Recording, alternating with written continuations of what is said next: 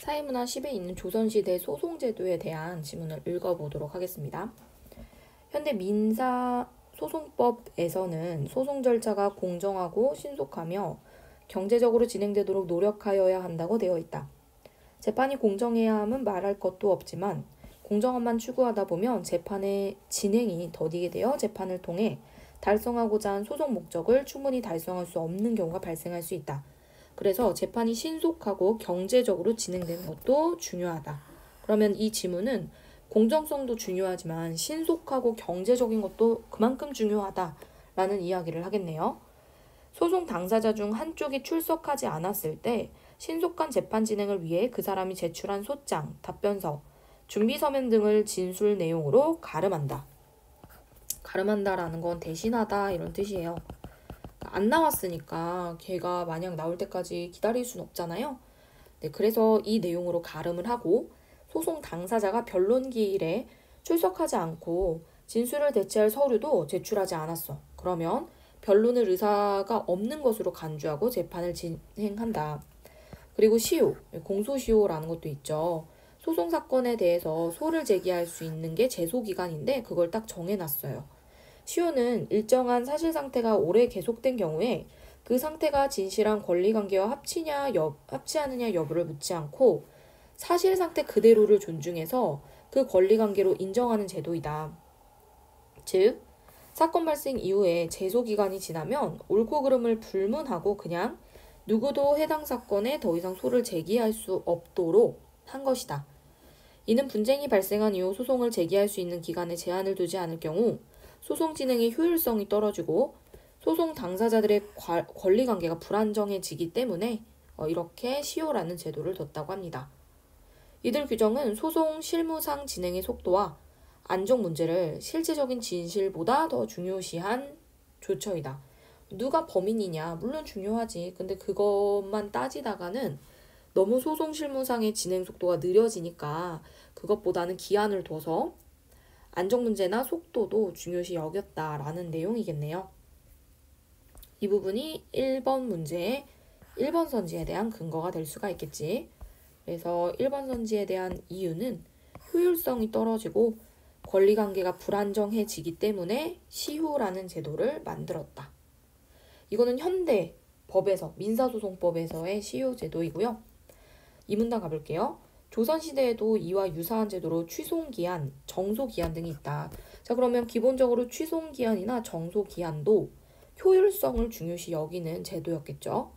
이 중에 취소기한이라는 건 소송을 제기한 후에 당사자가 불출석한 경우 일정 기간 동안 출석하지 않은 당사자는 패소시키고 성실히 출석해서 대기한 당사자에게는 옳고 그름을 더 이상 따지지 않고 승소하게 해주는 제도였대요.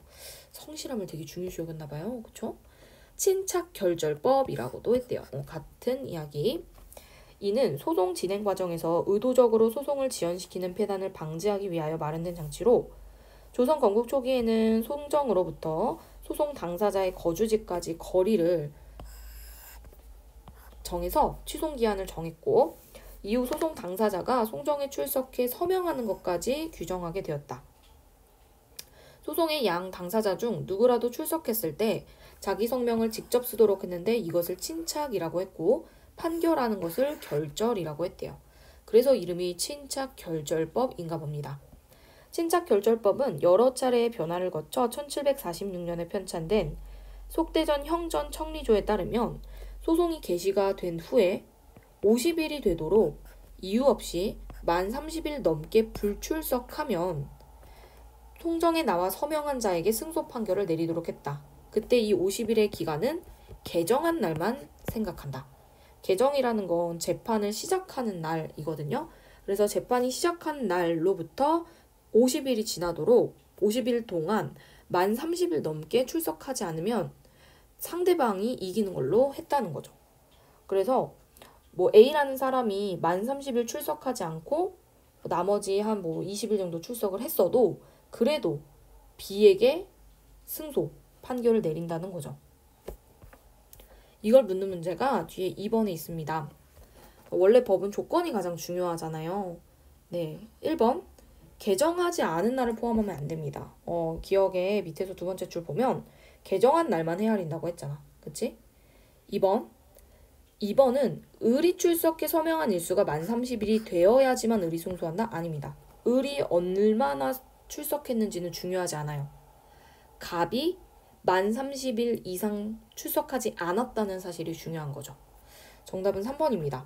소송이 개시된 후에 관청이 개정하지 않은 날을 뺀 50일 동안. 그렇다는 건 개정한 날만 헤아린 거죠. 을이 출석해 서명한 일수가 21일이어도 상관없어요. 왜냐면 을이 서명한 일수가 21일이라는 건 얘는 30일은 우리 기억에서 말하는 아직 얘는 뭐 21일밖에 안 되긴 했지만 갑이 불출석한 일수가 30일이 넘었기 때문에 이미 갑은 패소한 거죠. 그래서 B가 21일 출석했다는 건 얘는 이미 불출석할 날을 30일을 넘긴 거잖아요. 그러니까 그 기준을 이미 을이 넘어섰기 때문에 을은 여기서 패소할 이유가 없는 거지. 이미 그 기준을 달성했기 때문에. 4번 소송이 개시된 후에 관청이 개정하지 않은 날을 뺀 50일 동안 이유 없이 갑이 불출석한 일수가 만 30일이 넘는 경우 갑의 불출석 일수에서 을의 불출석 일수를 뺀 일수로 을의 승소 여부를 판단한다. 아닙니다. 을의 출석 일수는 중요하지 않다고 했어요. 갑만 만 30일 동안 출석하지 않으면 돼요. 5번 개정하지 않은 날을 포함해 50일 동안 갑이 불출석한 일수가 만 30일이면 갑이 불출석한 합당한 이유가 있더라도 을이 불출석한 일수가 만 30일이 되지 않았으면 을이 승소한다. 개정하지 않은 날이 아니라 개정한 날만 포함해야죠. 그쵸? 그리고 합당한 이유가 없으면이라고 했기 때문에 얘가 만약에 합당한 이유가 있으면 또 얘기가 달라질 수가 있겠죠. 네, 여기까지 봤을 때 5번 선지. 소송의 당사자 중 한쪽이 출석하지 않으면 출석한 사람이 승소한다. 뭐 이런 얘기가 있었죠. 1문단에서도 사실은 있었어요.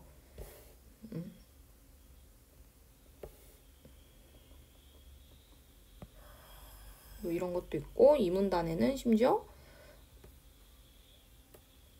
서명한 자에게 승소 판결 내린다고 했죠. 3문단 정소기한에서 정소라는 건 소를 제기하기 위한 문서인 소장을 관청에 낸다는 건데 정소기한은 사적인 권리를 침해당했을 때 소장을 제출할 수 있는 법적 기한을 말한다. 그러니까 소장을 제출할 수 있는 기한도 무한정으로 줄 수는 없어요.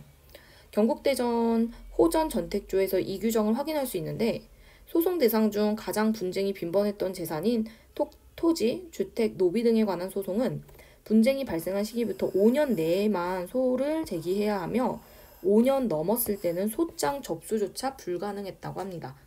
그리고 소장을 제출하고 접수했더라도 5년 동안 소송에 임하지 않을 때는 심리하지 않고, 즉 법원에서 그걸 다루지 않고 기각했대요. 그런데 여기에도 예외는 있습니다. 예외는 항상 중요하죠. 토지나 주택을 도매당한 경우, 그리고 확정 판결이 나지 않은 경우, 자식 중 누군가가 홀로 독식한 경우, 소작인이 뒤주에게 토지를 돌려주지 않고 점유하는 경우, 임차인, 즉 새들어 사는 사람이 집을 비워주지 않고 자기 걸로 삼은 경우에는 5년의 기한을 두지 않았다. 소송 당사자들 사이의 권리관계가 불안정해 보이더라도 실체적인 진실을 따지는 걸 속도와 효율보다 더 중요시 여긴 조항이었다. 그러나 이 기간을 둘러싸고 계속 문제가 발생했는데 특히 무한정 정소기간을 인정하는 전택조 예외 규정에 대해 자손대의 잦은 분쟁 발생 등 소송지체로 인한 지속적 문제제기가 있었다. 이것에 의해 중종은 도매상속 재산 침해 등을 제외한, 그럼 얘는 여전히 기한이 없죠. 30년 기한이 넘은 것에 대해서는 심리하지 않도록 했다. 이게 되게 중요했던 포인트였어요. 1문단에서 3번 선지. 소를 접수하는 기한에 제한이 없는 경우는 여기 3문단 밑에서 두 번째 줄. 여기가 전부 다 사례가 될 수가 있겠죠? 그 다음에 정소기한에 대해서 여기서도 해결할 수 있어요. 3번에 1번. 얘는 속도와 효율성을 중시한 게 맞고요. 그리고 규정 때문에 30년 기한이 넘은 것에 대해선 심리하지 않는다라고 바뀌었고요. 전택조의 예외 규정으로 인해서 소송 지체가 이루어졌고 지속적 문제 제기가 있었죠. 그리고 정소기한이라는 개념 자체가 사적인 권리가 침해당했을 때 소장을 제출할 수 있는 법정 기한이었어요. 정답은 5번인데 소장을 제출할 수 있는 기한은 딱 5년입니다. 이 5년을 지나면 사건 심리를 받지 못했죠. 네, 그래서 근거는 3번의 1번 선지 속도와 효율보다 더 중요시 여겼고, 그리고 소송 지체로 인한 문제 제기가 있었고 3번의 근거죠. 그리고 2번 그래서 바뀐 규정이고, 여기가 4번에 대한 근거, 그리고 밑에가 5년을 넘기면 소장 접수도 불가능하다. 네, 그 다음 마지막 4문단. 소송 과정의 신속성과 효율성이 중요하긴 했지만 소송이 정지되는 경우도 있었다. 소송의 정지를 정송이라고 했는데, 특히 농번기에는 농사를 짓는 백성이 소송에 매달리느라 농사를 소홀히 하게 되는 걸 방지하기 위해 이 농번기 때는 제소를 금지했대요. 자, 매달리다. 뒤에 문제가 있죠? 6번 문제인데 6번 문제에 매달리다는 그곳의 마음이 쏠려 있다.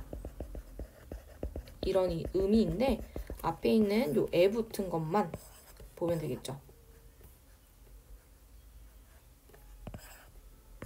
가장 적절한 건 2번이고 1번은 거기에 매달려 늘어지다. 3번은 처마 끝에 달리다. 4번은 의지하다. 5번도 이제 의지하다. 이런 의미에 가깝기 때문에 가장 적절한 건 2번이라고 볼 수 있겠네요. 만일 소송이 진행 중이라면 일시적으로 이를 정지하였다가 농번기 때 소송 업무를 중단하도록 한 것을 무정이라고 했는데, 그리고 다시 추분부터 춘문까지 농한기에 제소를 받고 소송 업무를 다시 했다. 이것을 무계라고 한다. 네, 그래서 뭐 마지막 문단은 안 읽어도 될 것 같고요. 조선시대의 2번 선지 소송을 정지하는 기간을 둔 이유는 농번기 때문이다. 너무 매달리는 걸 막으려고. 그래서 4번 어떤 절차를 따라 항소했는가는 나온 적이 없다. 다음 4번 문제. 재판관의 판단을 추론해 보래요. A씨 조부의 땅을 몰래 판 B씨. 자, 몰래 팔다라는 거 도매와 관련된 거죠. 도매는 30년의 기한에 영향을 받지 않습니다. 1번 전택조의 예외 규정에 속합니다. 예, 속하는 거죠.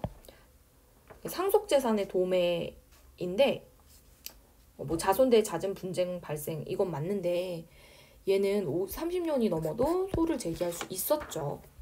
1번 틀렸고요. 2번 5년 내에 제기해야 하므로 정소기한이 지났다. 아니요, 얘 정소기한 안 지났다고 봤고요. 3번이 정답이죠. 도매를 할 때는 기한에 제한이 없다고 봤어요.